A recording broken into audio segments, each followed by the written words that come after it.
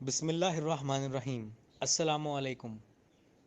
سید Zeeshan Haider, information secretary Basarat welfare trust, آپ سے مخاطب ہوں۔ عزیز ساتھیو، پاکستان کے یوم آزادی کے اس پرمسرت موقع پر دل کی اتھاہ گہرائیوں سے بصارت ویلفیئر ٹرسٹ کی پوری ٹیم کی جانب سے آپ کی خدمت میں مبارکباد عرض ہے۔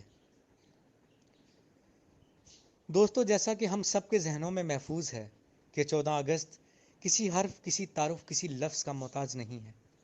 یہ دن صرف تاریخی لحاظ سے ہی نہیں بلکہ ہر لحاظ سے خاصی اہمیت کا حامل ہے۔ ایک خاص بات پہ آپ کی توجہ دلانا مقصود ہے۔ اپنی بات کو بلا تمہید، بلا تاخیر جاری رکھنے کی کوشش کروں گا۔ آپ کی توجہ اس بات پر دلانا مرکوز ہے کہ کیا ہماری آزادی کا مقصد یہ تھا کہ تمام ریاستیں ہم پر مکمل طور پر کنٹرول حاصل کر لیں اور بالواسطہ یا بلا واسطہ ہم پر قابض ہو جائیں؟ نہیں۔ بابائے قوم قائد اعظم محمد علی جناح کا مقصد کیا تھا؟ ان کی محنت، ان کی قربانیاں، ان کی کوشش کس لیے تھی؟ ہم یہ تو کہہ دیتے ہیں، یوں دی ہمیں آزادی کے دنیا ہوئی حیران، اے قائد اعظم تیرا احسان ہے احسان۔ پھر ہم یہ بھی کہتے ہیں کہ ہم پاکستانی ہیں۔ پھر ہم یہ بھی کہتے ہیں کہ پاکستان کا مطلب کیا؟ لا الہ الا اللہ۔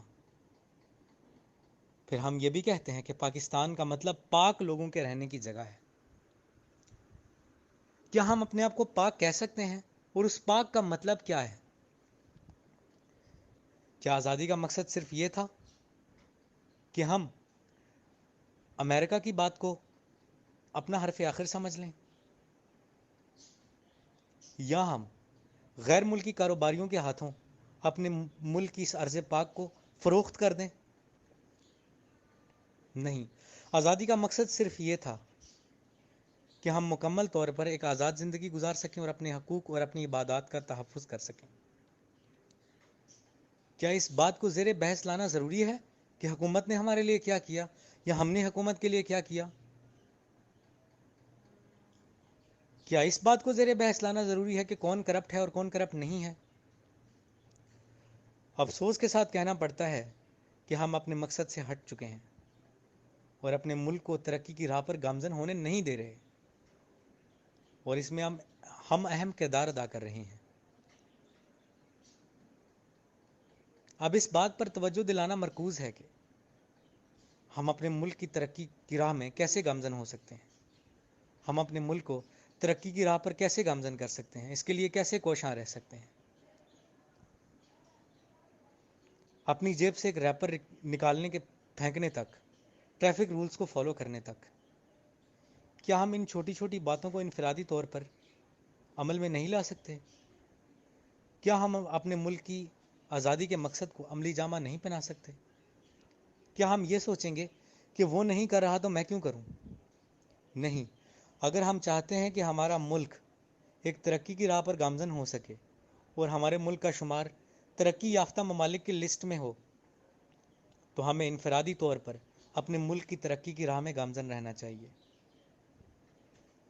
ہمیں اپنے مقصد اور قائد اعظم کی کوشش اور ان کی قربانیوں کو یاد رکھنا چاہیے، اور یہ اسی صورت میں ممکن ہو سکتا ہے کہ ہم تمام لوگ انفرادی طور پر اپنے ملک کی ترقی کی راہ میں خاص اور اہم کردار ادا کریں،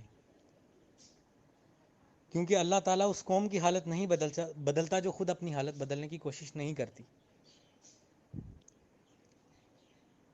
میرا میسج، میرا پیغام بصارت ویلفیئر ٹرسٹ کی ٹیم کی جانب سے اور بصارت ویلفیئر ٹرسٹ کے پلیٹ فارم کے توسط سے نشر کیا جائے گا، اور آپ سب سے گزارش ہے، آپ سب سے ریکویسٹ ہے کہ اسی مقصد کی پاسداری کرتے ہوئے برائے کرم خدارا اپنے مقصد کو، اپنی آزادی کے تحفظ کو اور اپنے حقوق کو یاد رکھیں۔ ہم غلامی کی زندگی بسر کر رہے ہیں۔